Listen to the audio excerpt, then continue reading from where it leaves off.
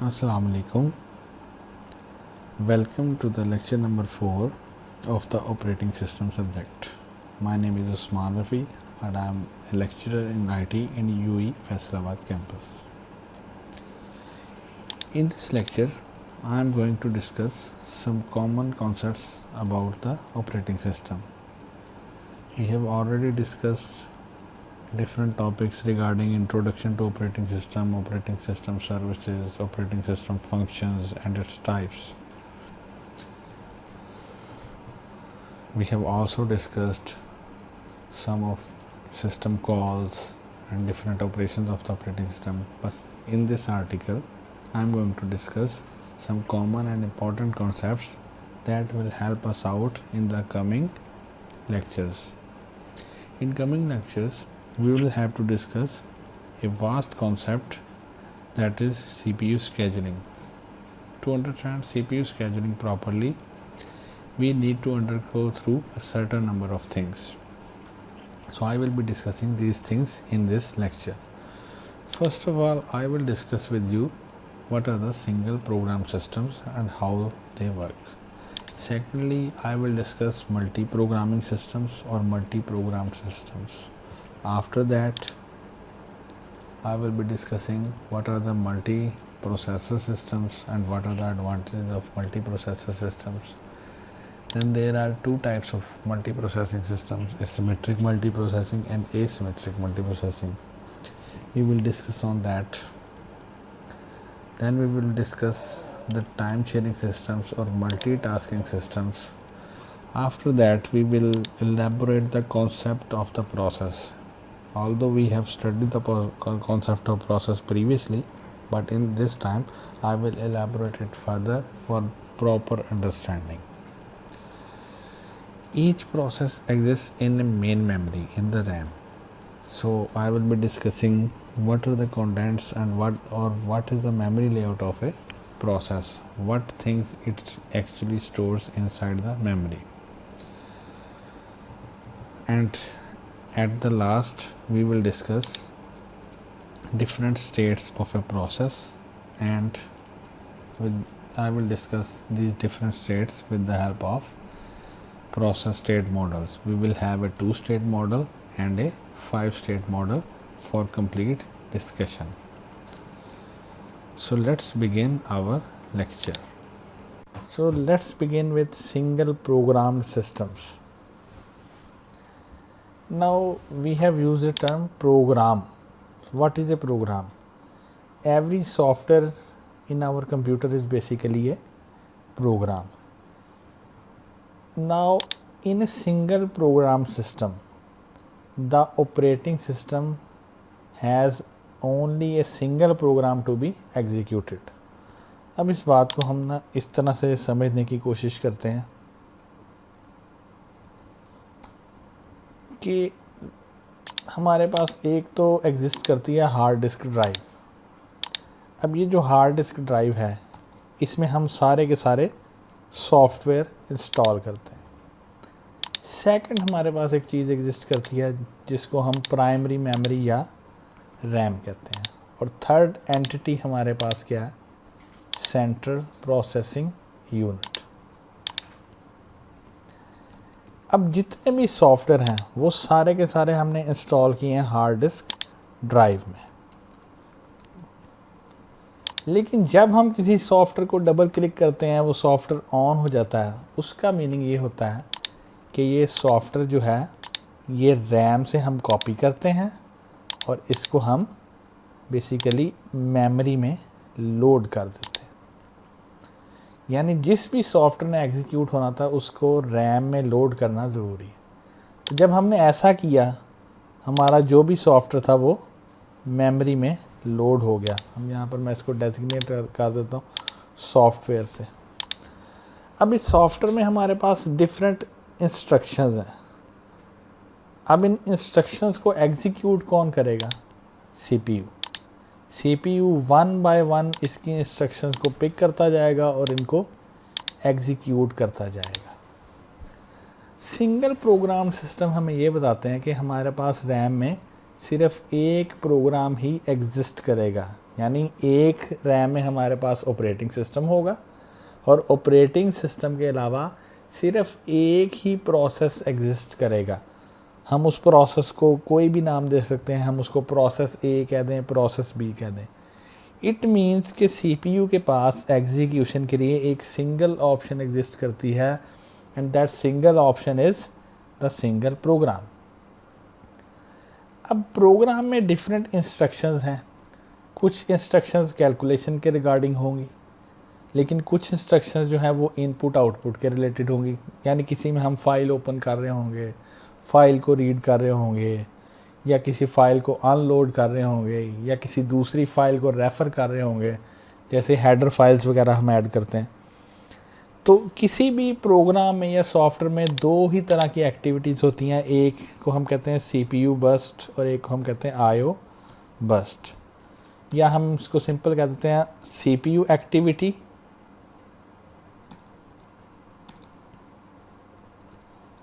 And IO activity.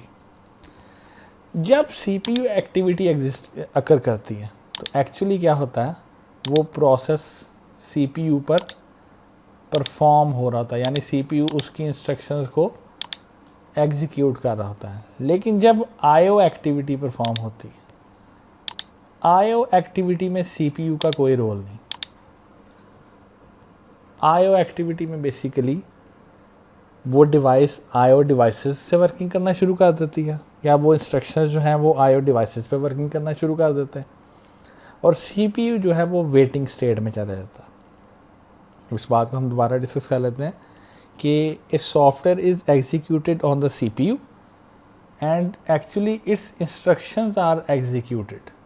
Some of the instructions include calculations and processing tasks, while other instructions include input and output activity. Whenever the instruction comprises of arithmetic calculations or complex statistical calculations, CPU is actually executing the instruction and CPU is being utilized. CPU अपना time उस instruction को provide कर रहा होता है और वो उस टास्क को परफॉर्म कर रहा होता है। CPU वेटिंग स्टेट में नहीं होता। लेकिन जब IO एक्टिविटी परफॉर्म हो रही होती है, इनपुट एंड आउटपुट एक्टिविटी हमेशा डिवाइसेस में परफॉर्म होती हैं। जैसे डिवाइसेस में कैशे है वो परफॉर्म करे, डिवाइस कंट्रोलर है वो परफॉर्म करे। तो in short, whenever a process needs to conduct an IO activity, उस टाइम पर उसकी CPU पर एग्जीक्यूशन फिनिश हो जाती है और वो इनपुट एंड आउटपुट के लिए वेट करने लग जाता है। जब एक प्रोसेस इनपुट एंड आउटपुट के लिए वेट करता है तो अल्टीमेटली CPU को भी वेट करना पड़ता है, क्योंकि रैम में एक सिंगल प्रोसेस ही है जो एग्जीक्यूशन के लिए। तो जब वही प्रोसेस या उसकी इंस्ट्रक्शन वेटिंग स्टेट में चलेगी, CPU भी वेटिंग स्टेट में चला गया, और जब CPU वेटिंग स्टेट में चला गया, CPU एक्चुअली आइडल हो गया, यानी उस पर किसी भी किस्म की एक्टिविटी परफॉर्म नहीं हो रही। तो CPU पर जब कोई भी एक्टिविटी परफॉर्म ना हो तो हम कह सकते हैं कि CPU इज़ अंडर यूटिलाइज्ड। सो यही बेसिकली कॉन्सेप्ट है सिंगल प्रोग्रामिंग का। अब हम इसकी फॉर्मल स्लाइड्स और इसकी डेफिनेशन देख सकते हैं कि single programming system has only one job at a time. यही जो मैंने आपको सिनेरियो दिखाया कि at some time there is only a single job in the RAM. तो CPU के पास एग्जीक्यूशन के लिए अल्टरनेटिव भी क्या है? नथिंग। CPU को उसे ही एग्जीक्यूट करना है। तो single programming system has only one job at a time that it has to execute. Next step में क्या होता है? CPU selects the job and starts its execution।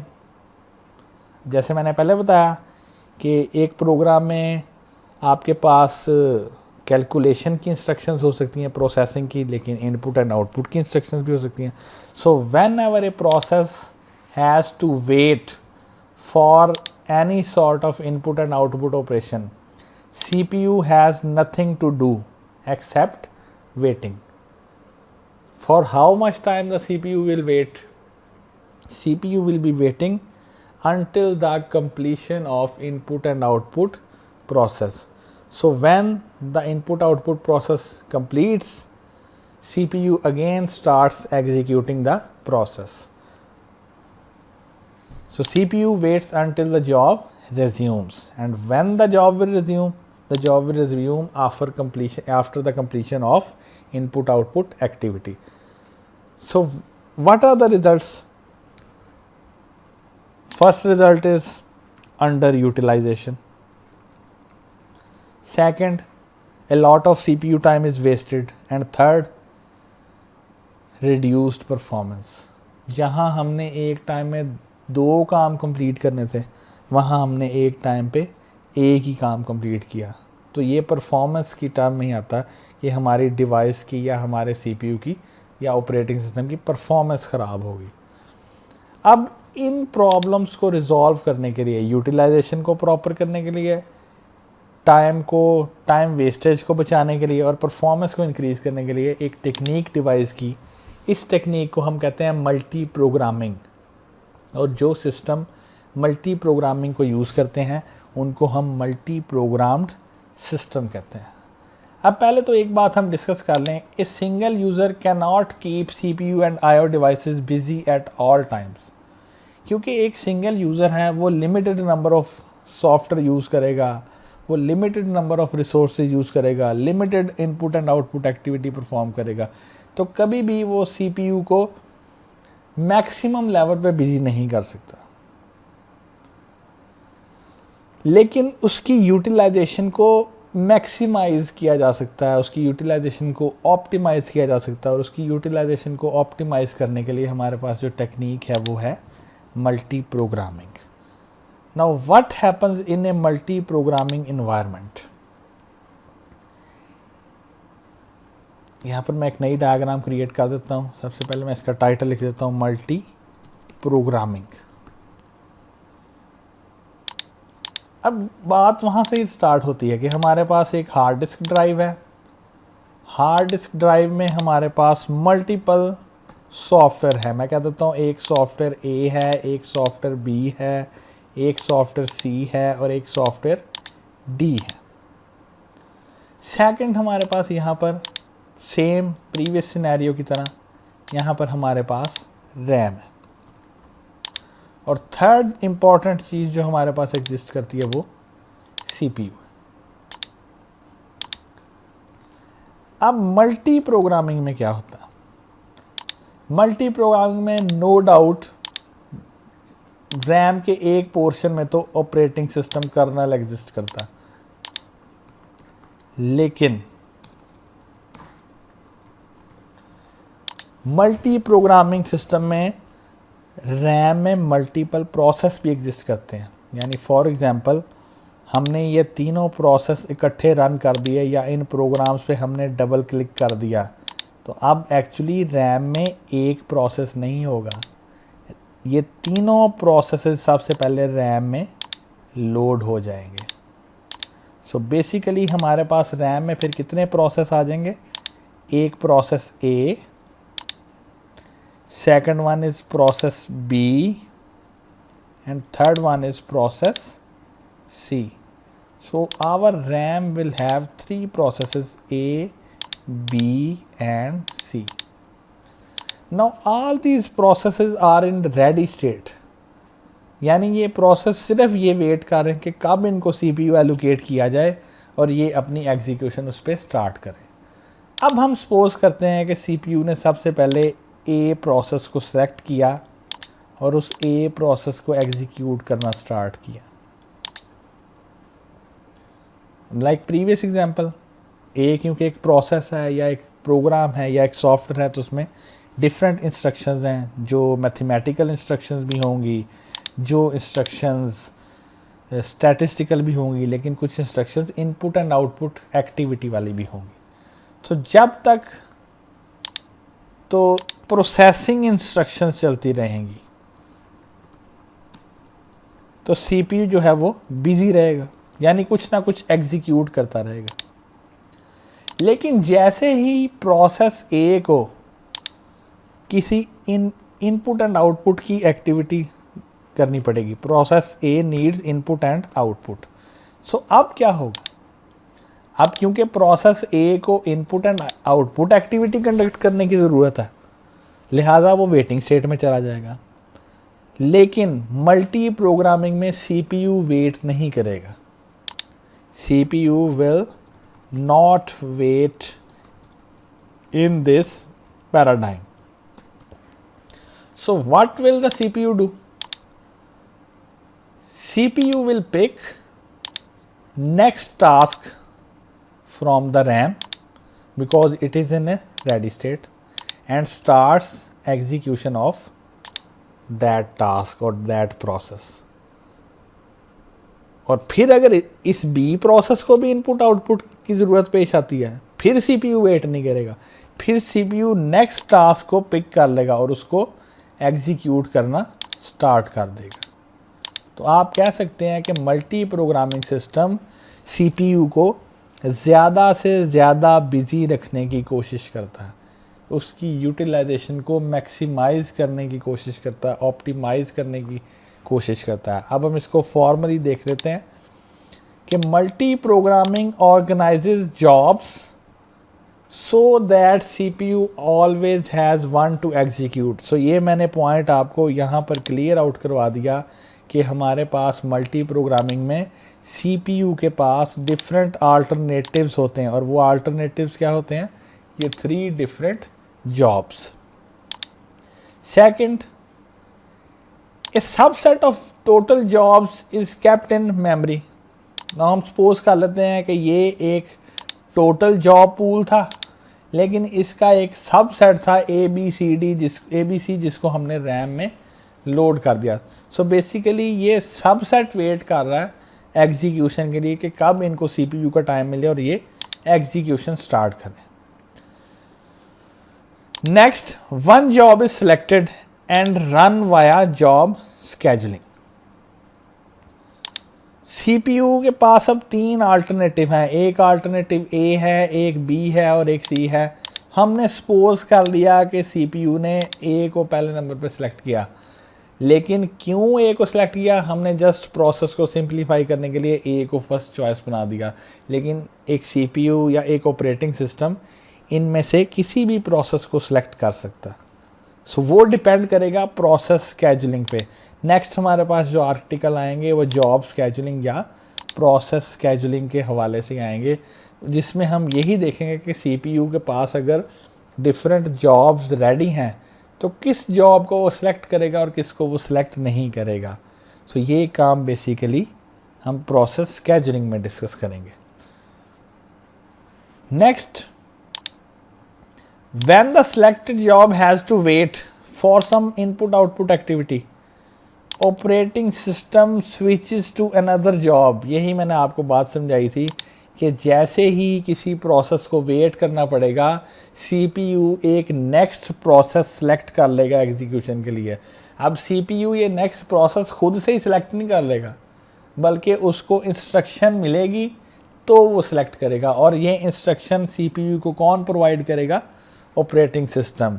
तो आप कह सकते हैं कि operating system will instruct the CPU to switch from one job to another job। इससे हमें एडवांटेज क्या मिलेंगे, एक तो CPU का टाइम वेस्ट नहीं हो रहा, CPU वेट नहीं करता जा रहा, हर टाइम पर कोई ना कोई टास्क परफॉर्म कर रहा है। It means that utilisation of CPU is getting better. Second, waiting time is being reduced, and third, our system performance will increase. जहाँ हमने वेट करते करते एक टास्क कंप्लीट करनी थी, तो हो सकता है कि जितना टाइम प्रोसेस A को वेट करना पड़े उतने टाइम में प्रोसेस B कंप्लीट हो जाए। सो इससे हमारी ओवरऑल परफॉर्मेंस जो है वो बेटर हो जाएगी।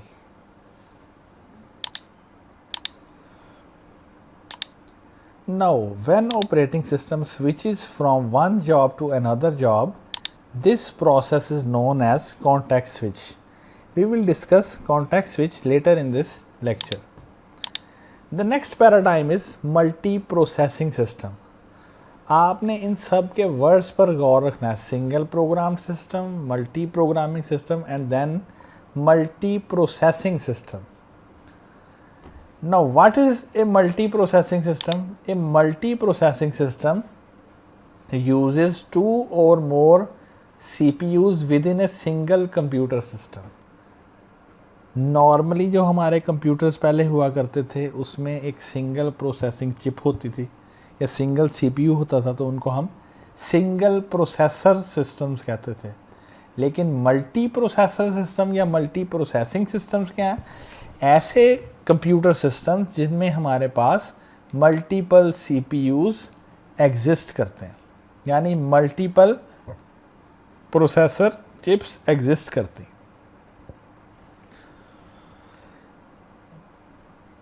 इसकी एग्जांपल हम ऐसे डिस्कस कर लेते हैं, जैसे हमारे पास कंप्यूटर्स हैं जिनमें ग्राफिक कार्ड्स हैं, तो अक्सर हम देखते हैं कि मोबाइल में कभी भी ये नहीं लिखा होता कि ग्राफिक कार्ड इतने जीबी का है, वहाँ पर टर्म यूज़ होती है जीपीयू यानी ग्राफिकल प्रोसेसिंग यूनिट। तो हम एक किस्म से कह सकते हैं कि हमारे कंप्यूटर में एक सीपीयू है और सेकंड वन इज़ जीपीयू।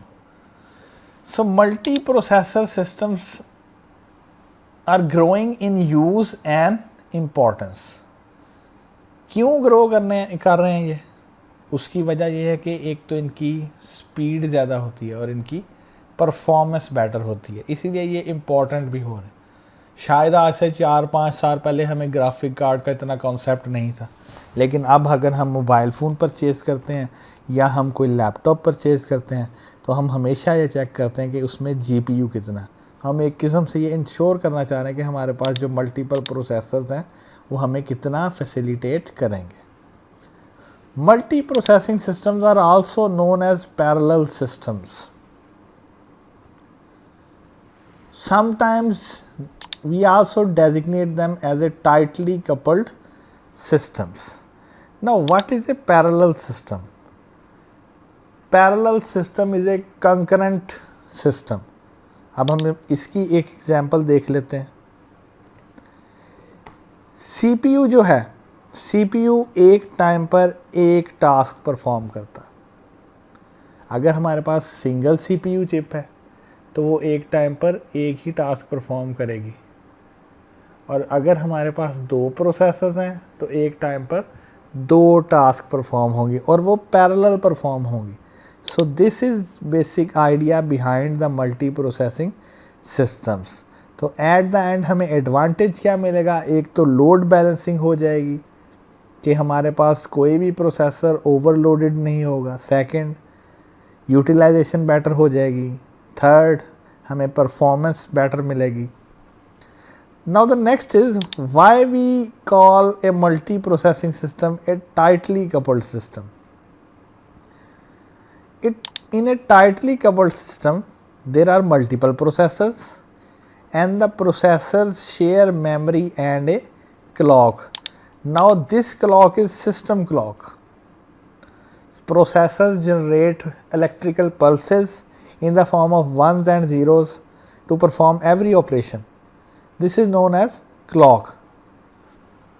तो जो प्रोसेसर्स होंगे मल्टी प्रोसेसिंग सिस्टम में वो सारे के सारे एक मेमोरी को शेयर करेंगे, और फिर आपस में कम्युनिकेट कैसे करेंगे? कम्युनिकेशन के लिए शेयर्ड मेमोरी को यूज़ करेंगे, जो हमने पढ़ा था inter process communication. No doubt मैं नेक्स्ट लेक्चर्स में उसको एक दफ़ा नए एग्जांपल्स के साथ रिवाइज करूँगा कि इंटर प्रोसेस कम्युनिकेशन किस तरह से एग्जिस्ट करती है। सो टाइटली कपल्ड सिस्टम जो हैं उनमें मल्टीपल प्रोसेसर्स हैं और ये प्रोसेसर मेमोरी को और क्लॉक को शेयर करते हैं और कम्युनिकेशन मेमोरी के थ्रू परफॉर्म होती है। सेकेंडली, ये फिज़िकली बाउंडेड हैं। बाउंडेड से मुराद ये है कि ये या तो एक लैपटॉप सिस्टम यूनिट के अंदर है, किसी डेस्कटॉप सिस्टम यूनिट के अंदर है। यानी आप ये नहीं कह सकते कि टाइटली कपल्ड सिस्टम में एक प्रोसेसर जो है वो लेट्स सपोज लाहौर के किसी कंप्यूटर में एग्जिस्ट करता है और सेकंड प्रोसेसर किसी फॉरेन कंट्री में एग्जिस्ट करता है। ये टाइटली कपल्ड नहीं है, इनको हम लूजली कपल्ड कहेंगे कि जिसमें प्रोसेसर डिफरेंट रिमोट लोकेशंस पे एग्जिस्ट करते हैं। लेकिन टाइटली कपल्ड सिस्टम में all the processors exist at one single location. So multi processing के लिए आपको ऑपरेटिंग सिस्टम भी ऐसे चाहिए जो मल्टी प्रोसेसिंग को सपोर्ट करें। So a multi processing operating system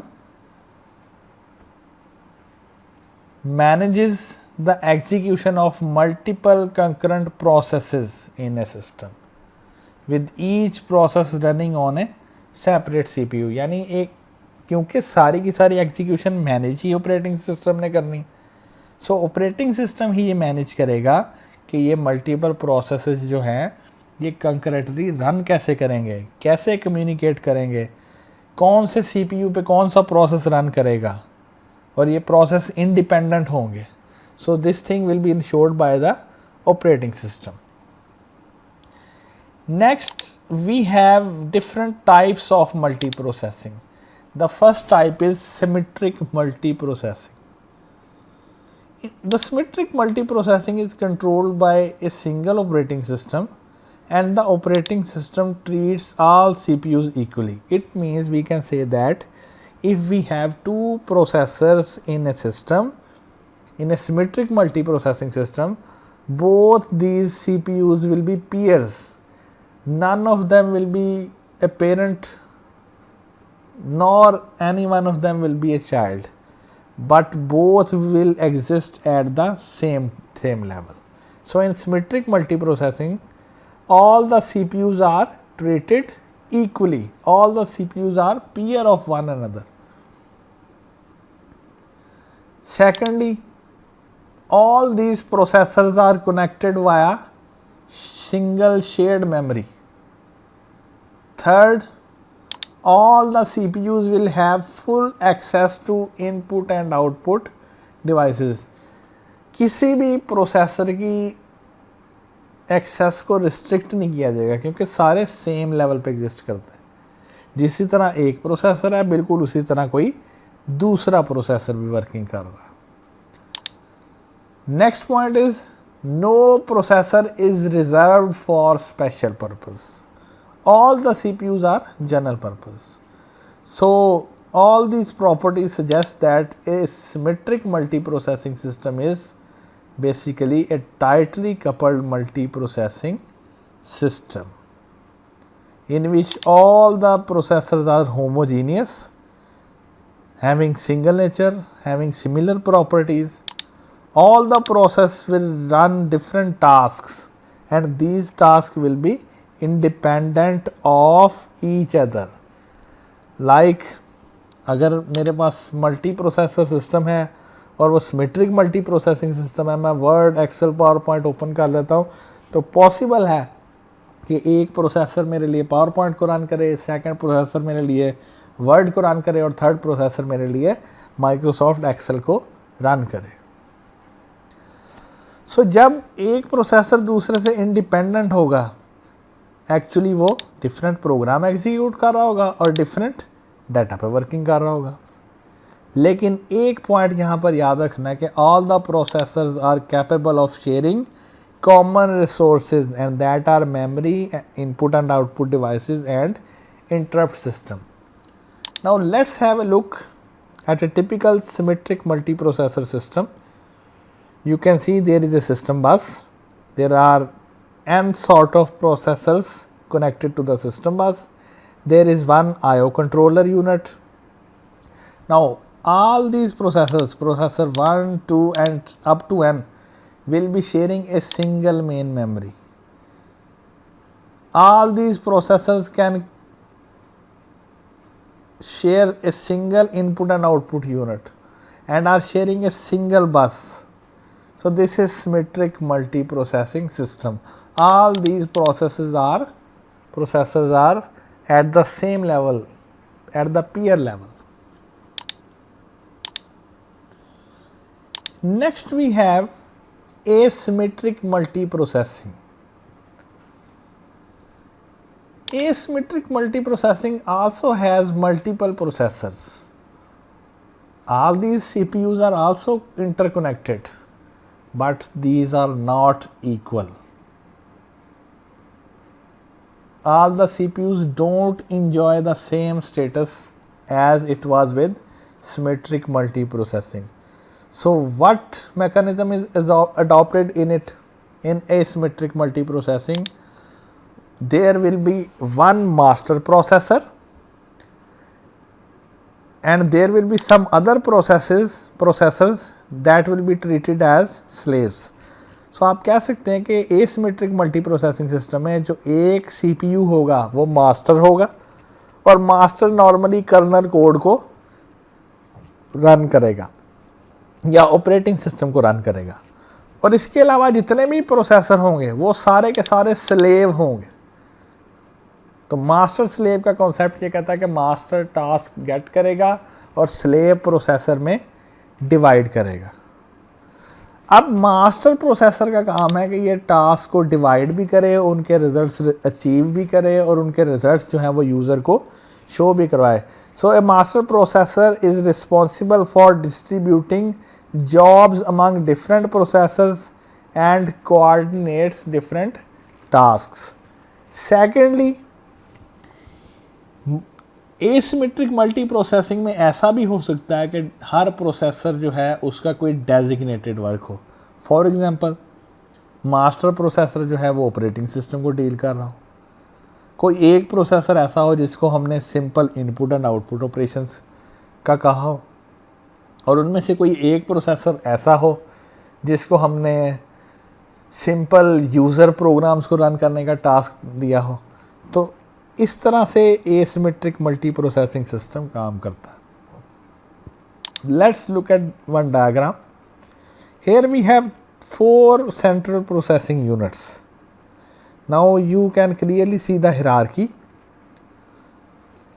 the CPU, this one is a master CPU and all other CPUs are slave CPUs, and these arrows show that this CPU coordinates the activities of different processors and issues instructions to different processors for execution. अब यहाँ पर हम कह सकते हैं कि for example ये जो है CPU ये ऑपरेटिंग सिस्टम को डील करेगा, ये इनपुट एंड आउटपुट को डील करेगा, इस प्रोसेसर को हम कह सकते हैं कि ये कम्युनिकेशन को डील करेगा, और ये प्रोसेसर जो है ये यूज़र प्रोग्राम्स को एग्जीक्यूट करेगा। ये हमारे पास मल्टी प्रोसेसिंग की डिफरेंट टाइप्स थी। Now next we have multitasking systems. The first thing about multitasking system is that these are basically highly interactive systems, and another name for these systems is time sharing systems. So you can say that a multitasking system is a time sharing system. अब हम इसको देखते हैं कि ये time sharing system क्या चीज़ है। First of all, in multitasking systems CPU switches jobs so frequently। हमने मल्टी प्रोग्रामिंग में डिस्कस किया था कि अगर एक प्रोसेस वेट करेगा तो CPU नेक्स्ट जॉब पे जाएगा, लेकिन अगर एक प्रोसेस वेट नहीं करता तो CPU नेक्स्ट जॉब पे भी नहीं जाएगा। इसमें और भी बहुत सारे सिनारियोज हो सकते हैं, लेकिन मल्टीटास्किंग सिस्टम में CPU switches jobs so frequently that users can interact with each job while it is running, creating interactive computing। Interactive computing का मतलब ये है कि डिफरेंट यूज़र्स ने अपने प्रोग्राम रन किए हुए हैं और जो ऑपरेटिंग सिस्टम और CPU है वो अपना टाइम डिवाइड कर रहा है डिफरेंट टास्क में, ताकि हर यूज़र को कोई ना कोई वर्किंग मिलती रहे। सो टाइम शेयरिंग सिस्टम में बेसिकली क्या होता है, CPU एक ख़ास टाइम डिफ़ाइन करता है, उस टाइम को हम कहते हैं टाइम क्वांटम। फिर CPU बारी बारी जॉब्स को पिक करता जाता है, उनको वो टाइम असाइन करता जाता है, उन जॉब्स को एग्जीक्यूट करता जाता है इन राउंड रॉबिन फैशन। यानी पहले अगर हमारे पास 4 जॉब्स हैं तो सबसे पहले CPU फर्स्ट को पिक करेगा, फिर उसको एग्जीक्यूट करेगा, फिर सेकंड को पिक करेगा, फिर उसको एग्जीक्यूट करेगा, फिर थर्ड, फिर फोर्थ, फिर उसके बाद फर्स्ट। क्योंकि टाइम क्वांटम हमेशा प्रोसेसर या प्रोसेस के टाइम के बराबर नहीं होता। टाइम क्वांटम कोई स्मॉल क्वांटिटी हो सकती है। Next thing is that multitasking is the concurrent execution of multiple tasks over a certain period of time. Now this is basically a little confusing concept with multiprocessing. Multiprocessing system में concurrent execution होती है लेकिन eight the same time, लेकिन multitasking में भी concurrent execution होती है but over a certain period of time. So multitasking does not require parallel execution of multiple task at exactly same time. ये मैंने बात आपको क्लैरिफाई कर दी कि मल्टी प्रोसेसर सिस्टम में eight the same time multiple jobs चलती हैं, लेकिन मल्टीटास्किंग सिस्टम में पैरेलल एग्जीक्यूशन इस सेंस में नहीं होती कि एक टाइम पे मल्टीपल जॉब्स चलें, बल्कि एक्चुअली क्या होता है, it allows more than one task to advance over a given period of time. So ये गिवन पीरियड ऑफ टाइम क्या है हमारे पास, टाइम क्वांटम.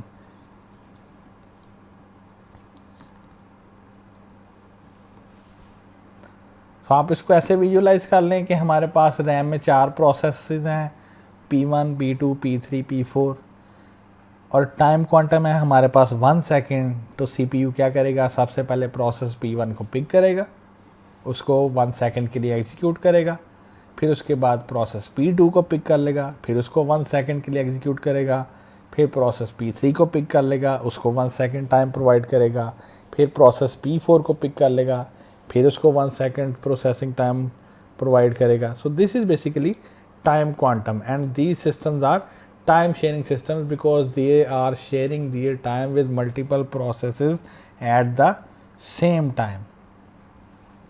सो इन मल्टीटास्किंग सिस्टम में बेसिकली यूज़र के पास एक प्रोग्राम होता है जो मेमोरी में रेडी स्टेट में होता है कि उसको CPU एलोकेट किया जाए और वो एग्जीक्यूट हो.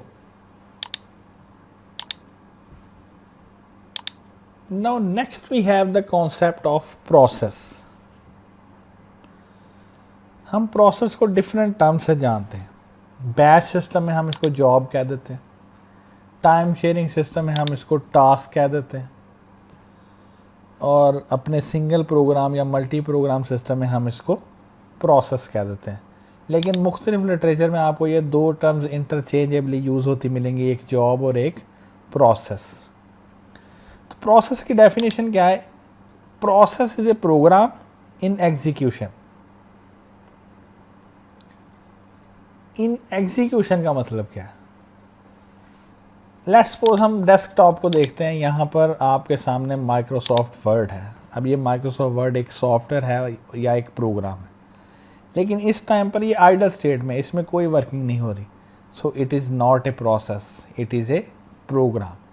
अब जैसे ही मैं इसको डबल क्लिक करूँगा ये माइक्रोसॉफ्ट वर्ड लोड हो जाएगा, यानी अब ये एग्जीक्यूशन की स्टेट में आ जाएगा. मैं कुछ लिखूँगा तो ये इनपुट रिसीव करेगा, मैं यहाँ से कोई कीज़ प्रेस करूँगा ये कमांड्स रिसीव करेगा. सो अब बेसिकली ये प्रोग्राम नहीं रहा, अब ये प्रोसेस बन गया. और जैसे ही मैं इसको क्लोज कर दूँगा ये दोबारा से प्रोग्राम बन जाएगा प्रोसेस की जगह. इस एग्जांपल को हम एक और तरह देख लेते हैं. फॉर एग्जांपल मैं यहाँ से टास्क मैनेजर ओपन करता हूँ. यहाँ पर आपको कहीं भी विन वर्ड नज़र नहीं आ रहा. अब मैं इसको डबल क्लिक करता हूँ तो आपको यहाँ पर एक हेड नज़र आ रहा है जिसमें लिखा हुआ है विन वर्ड. इट मीन्स कि अब विन वर्ड जो है वो प्रोग्राम की बजाय प्रोसेस बन गया. और आप इसका हेड भी देखें तो ये प्रोसेस ही है. और जैसे ही मैं इसको एंड प्रोसेस करूँगा ये मेमोरी से वैनिश हो जाएगा, यानी अब ये दोबारा से प्रोग्राम बन गया. सो ये बेसिकली कॉन्सेप्ट है प्रोसेस का और प्रोग्राम का. नेक्स्ट आता है process execution must progress in sequential fashion. इसका मतलब क्या है, एक प्रोसेस बेसिकली एक प्रोग्राम है. A program has instructions. Now the operating system executes these instructions one by one from top to bottom. So this is a sequential pattern और this is a sequential way. What is the difference between program and process? A program is a passive entity that is stored on disk. Passive का मतलब ये होता है कि programme में किसी भी किस्म की एक्टिविटी नहीं परफॉर्म हो रही होती, लेकिन वो हमारी डिस्क पे कुछ ना कुछ स्टोरेज स्पेस रखता है जैसे, और इनको नॉर्मली हम एग्जीक्यूटेबल फाइल कहते हैं. फॉर एग्जांपल मैं माइक्रोसॉफ्ट वर्ड पे राइट क्लिक करता हूँ और मैं इसकी लोकेशन फाइंड आउट करता हूँ. ये हमें मिलेगा C program files Microsoft Office. यहाँ से हम इस डायरेक्टरी में जाते हैं ऑफिस 15 और यहाँ पर मैं W प्रेस करता हूँ तो ये आपको विन वर्ड के नाम से मिला. तो आप अगर देखें तो ये एग्जीक्यूटेबल फाइल है और ये डिस्क पर स्टोर है. सो ये बेसिकली हमारे पास पैसिव एंटिटी. लेकिन जब हम इसको डबल क्लिक करेंगे it will become a process and process is active entity, because जब भी एक प्रोग्राम एक प्रोसेस बनता है उसमें कुछ ना कुछ एक्टिविटी स्टार्ट हो जाती है, उसकी एग्जीक्यूशन स्टार्ट हो जाती है, उसकी इंस्ट्रक्शन एग्जीक्यूट होना शुरू हो जाती हैं. सो ये बेसिकली डिफरेंस है प्रोग्राम और प्रोसेस का. Now a program becomes a process when executable file is loaded into memory. So जब मैं वर्ड को क्लिक करता हूँ एक्चुअली इसकी एग्जीक्यूटेबल फाइल मेमोरी में लोड हो जाती है, जिसकी वजह से ये प्रोसेस बन जाता है. नाउ एग्जीक्यूशन कैसे एग्जिस्ट करती है ये डिपेंड करता है हमारे ऑपरेटिंग सिस्टम पे. अगर तो हमारे पास GUI है तो हम माउस से डबल क्लिक करते हैं तो एग्जीक्यूशन स्टार्ट हो जाती है. लेकिन अगर कमांड लाइन है तो उसमें हमें कोई स्पेसिफिक कमांड्स लिखनी पड़ती हैं DOS में जिससे किसी प्रोसेस की एग्जीक्यूशन स्टार्ट हो जाए. सो एग्जीक्यूशन स्टार्ट करना वेरी करता है from operating system to operating system. Mobile phones में हम किसी आइकन पर क्लिक कर देते हैं तो वो प्रोग्राम प्रोसेस बन जाता है. तो ये डिपेंड करेगा कि आप किस ऑपरेटिंग सिस्टम को यूज़ कर रहे हैं. Now the next thing is how a process is represented in memory. A process has different sections. The first one is the text section, and the text section contains the program code, the code of the process. ऐसा section जिसमें किसी भी process का या किसी भी programme का code या उसकी इंस्ट्रक्शंस एग्जिस्ट करती हैं उसको हम टेक्स्ट सेक्शन कहेंगे. Next, program counter.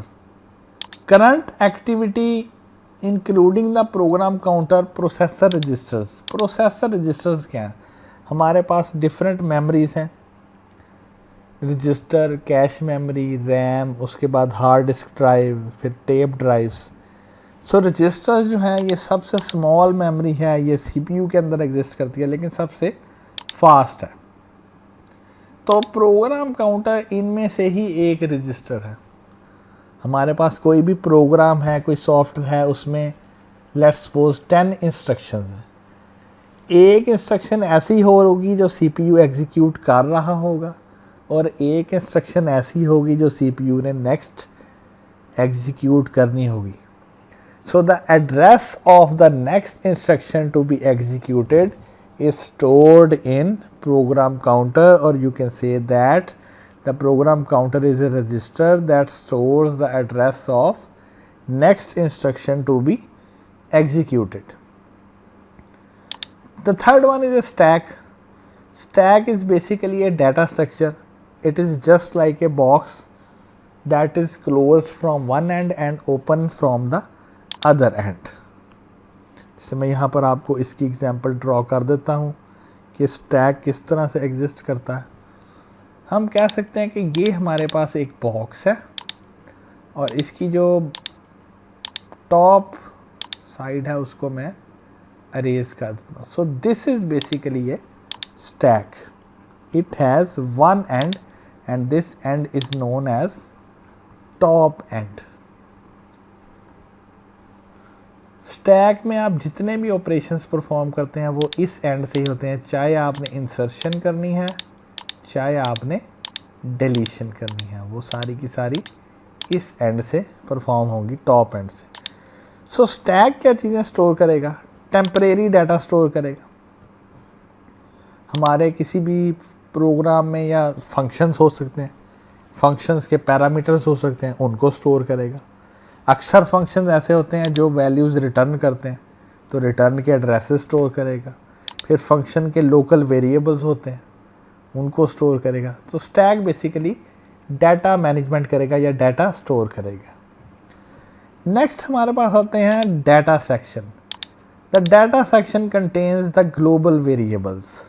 सो यहाँ पर आपके पास एक टास्क है कि आपने डिफरेंस देखना है between local variables and global variables. ये आपकी एक शॉर्ट सी असाइनमेंट है और आपने मुझे स्ट्रीम में इसका आंसर भी देना है कि what is the difference between local variable and a global variable. मैं यहाँ पर ऐड भी कर देता हूँ, task difference between local and global variables. ये आपने स्ट्रीम में मुझे इसका आंसर करना। नेक्स्ट हमारे पास आ जाता है हीप। हीप भी बेसिकली मेमोरी ही है जो specific type of data store करती है, और हीप की जो मेमोरी है वो डायनेमिकली एलोकेट होती है। डायनेमिकली का मतलब है रन टाइम पे। और इसमें नॉर्मली हमारे पास आ जाते हैं ऑब्जेक्ट्स। तो जो ऑब्जेक्ट ओरिएंटेड प्रोग्रामिंग लैंग्वेजेस हैं जैसे जावा और सी शार्प, उनमें हम ज़्यादा कोशिश ये करते हैं कि डायनेमिकली मेमोरी को एलोकेट भी करें और डायनेमिकली मेमोरी को डी एलोकेट भी करें। यही वजह है कि हमारे जो मोबाइल फ़ोन्स हैं वो इसी वजह से फास्ट हैं, क्योंकि उनमें इस तरह की मेमोरी मैनेजमेंट एग्जिस्ट करती है।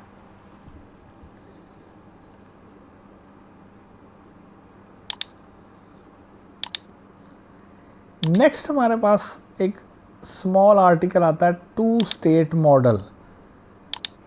एक प्रोसेस की डिफरेंट स्टेट्स होती हैं उसकी लाइफ टाइम में, और उन लाइफ टाइम को रिप्रेजेंट करने के लिए हम स्टेट मॉडल्स यूज़ करते हैं। दो बेसिक स्टेट मॉडल हैं, एक टू स्टेट मॉडल है और एक 5 स्टेट मॉडल है।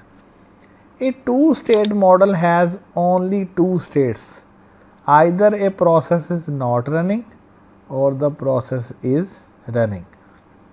For example, we have double clicked a program, it has loaded into memory. Now in memory it is waiting for the CPU. In this situation it will be not running. Now the currently executing process had to wait. Operating system selects this process for execution. So this process is dispatched to the CPU. Now the CPU is executing the process, so it is in running state. Suppose this process again has to wait for some input and output. In this situation, operating system will pause this process, and when it is paused, it is again in not running condition. इसको मज़ीद elaborate करने के लिए हमने एक 5 state model device किया। अब 5 state model में 5 स्टेट हैं किसी भी प्रोसेस की, एक न्यू, एक रेडी, एक रनिंग, एक वेटिंग और एक टर्मिनेटेड। अब ये स्टेट्स कैसे वर्क करती हैं?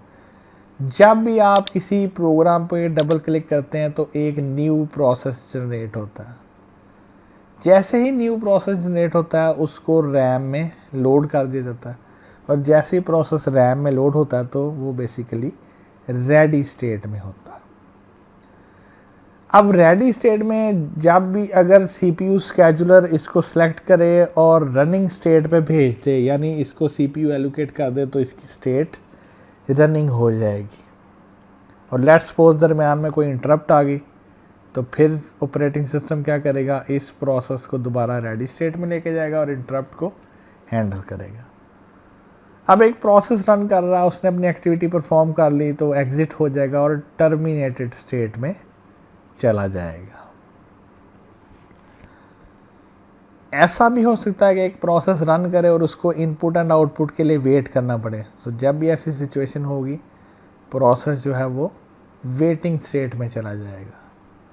और नेक्स्ट वेटिंग स्टेट में वो इनपुट एंड आउटपुट की कंप्लीशन का इंतज़ार करेगा और जैसे ही कंप्लीशन होगी वो दोबारा रेडी स्टेट में आ जाएगा. सो this is basically transitions in the states of a process.